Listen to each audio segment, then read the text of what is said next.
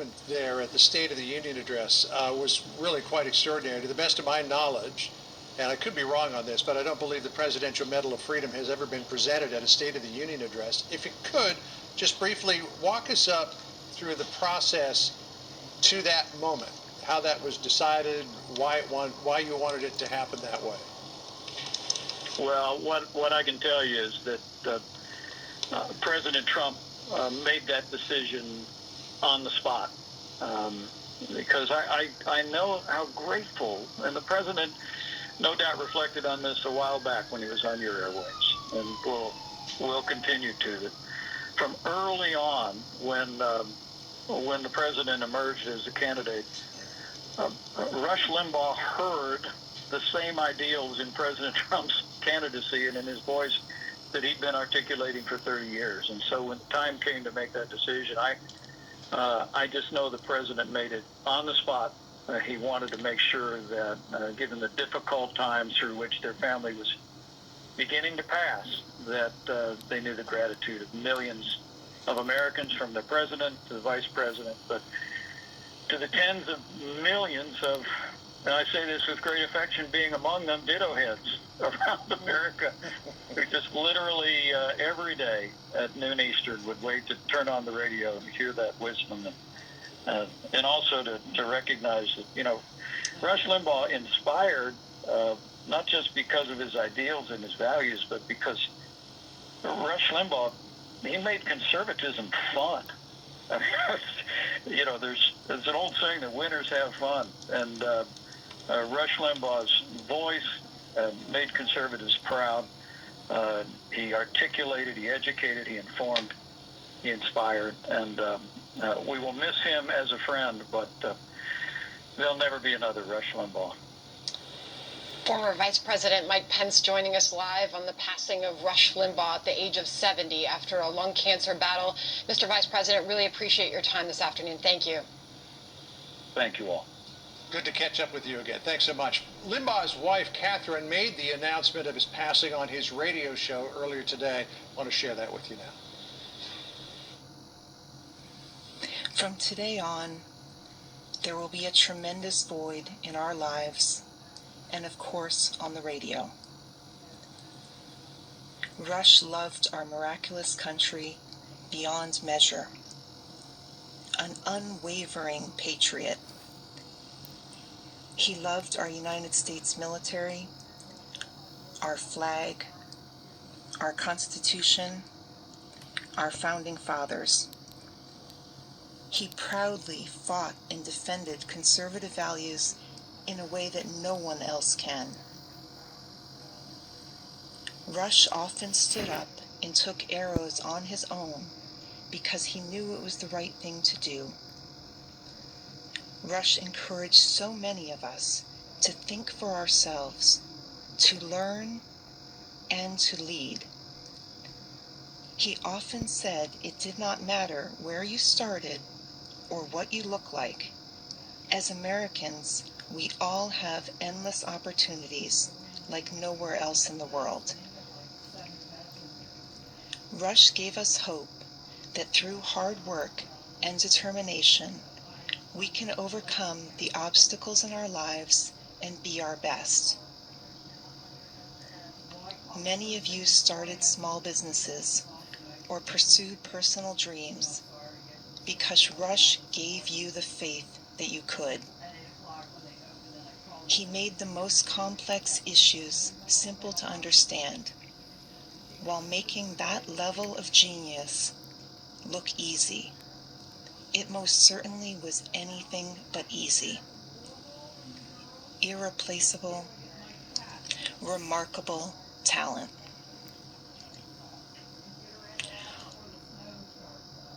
On behalf of the Limbaugh family, I would personally like to thank each and every one of you who prayed for Rush and inspired him to keep going. You rallied around Rush and lifted him up when he needed you the most. I am certain, without a shadow of a doubt, if he could be here today, he would be. He loved you and he loved this radio program with every part of his being.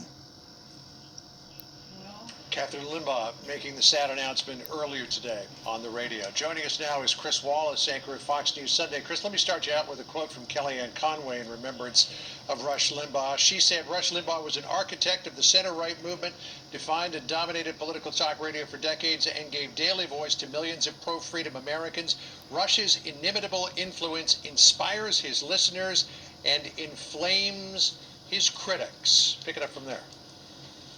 Well, it's true. I can't think of how many times would I be traveling around the country and you'd get into a cab and they'd be playing Rush Limbaugh if it was between 12 and 3, or you'd get a rental car and you'd turn on the radio and it would be tuned in to listen to Rush Limbaugh.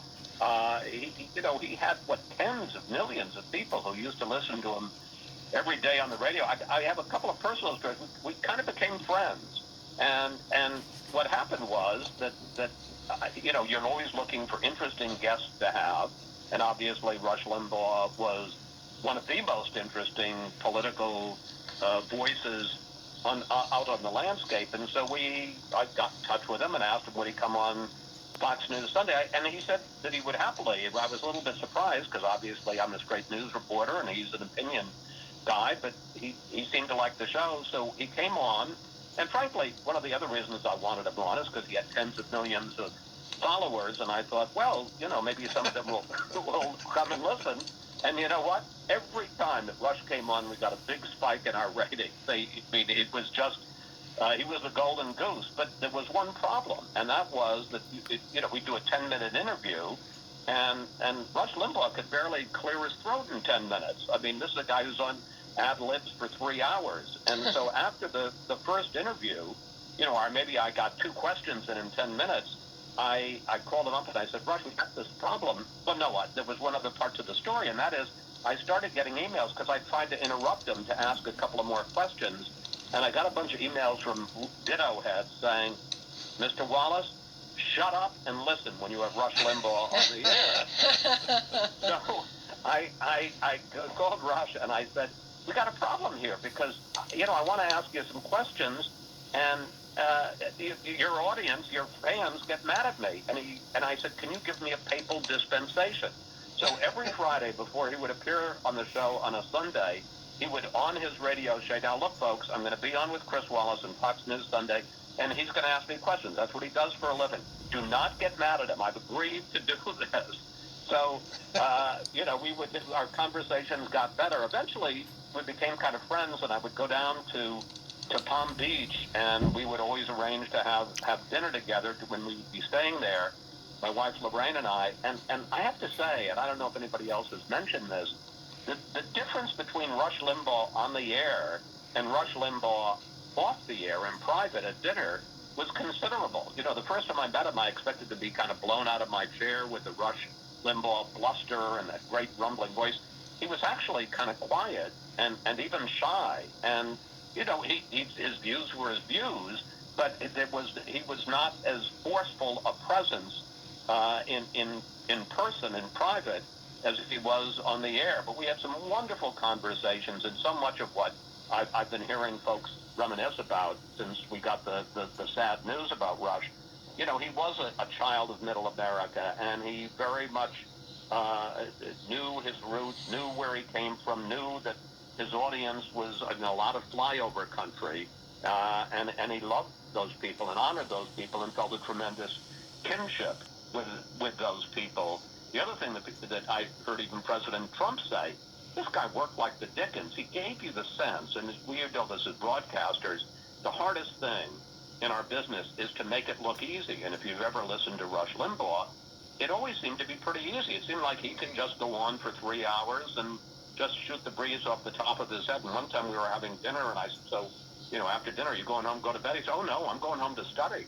And he would study late into the night, and then first thing in the morning when he got up early, and he would be going over, all of the research and all of the ideas and all of the points that he wanted to make. And, this effortless 3 hours of radio took a heck of a lot of effort on his part.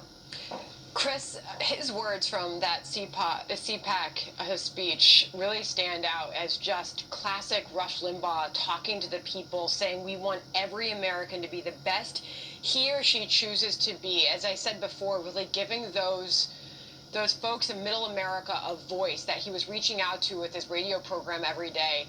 Here's more from that, Chris. I'll get your reaction. Listen. We love people.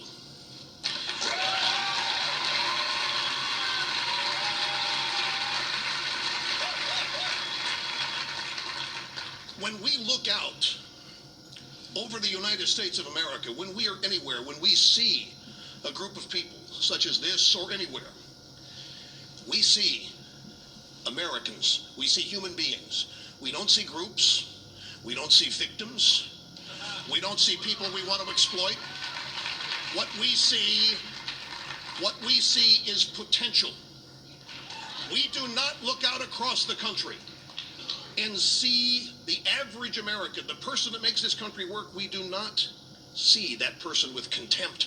We don't think that person doesn't have what it takes. We believe that person can be the best he or she wants to be if certain things are just removed from their path, like onerous taxes, regulations, and too much government.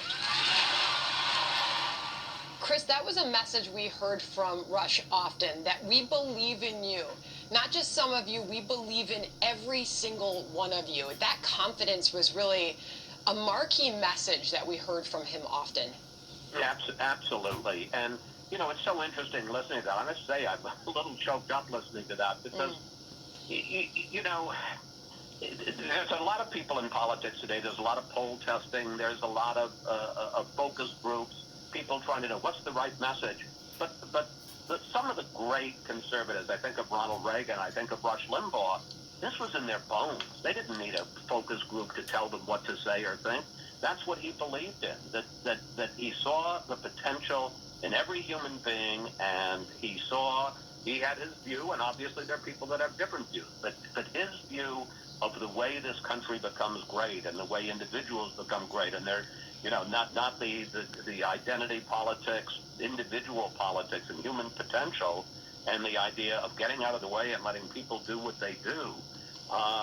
You know, that's the great conservative philosophy of the last half century. And he, you know, I think you said just before you got in, he gave a voice to a lot of those people. That's what they loved, is he was saying what they wanted to say and what they would have said if they had had this platform of 20 to 30 million people that he did. And the other thing that you see in that too, he was a happy warrior. You know, he was one of those guys like Huckabee says, I'm a conservative, but I'm not angry about it.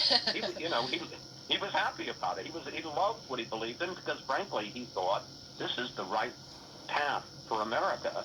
And there were an awful lot of Americans who shared his view. Chris, it's great to catch up with you, and of course we'll see you soon on Fox News Sunday. We know that he was on with Harris and Bill Hemmer about an hour and a half ago, but now we got a statement from former President Trump saying the great Rush Limbaugh has passed away to a better place, free from physical pain and hostility.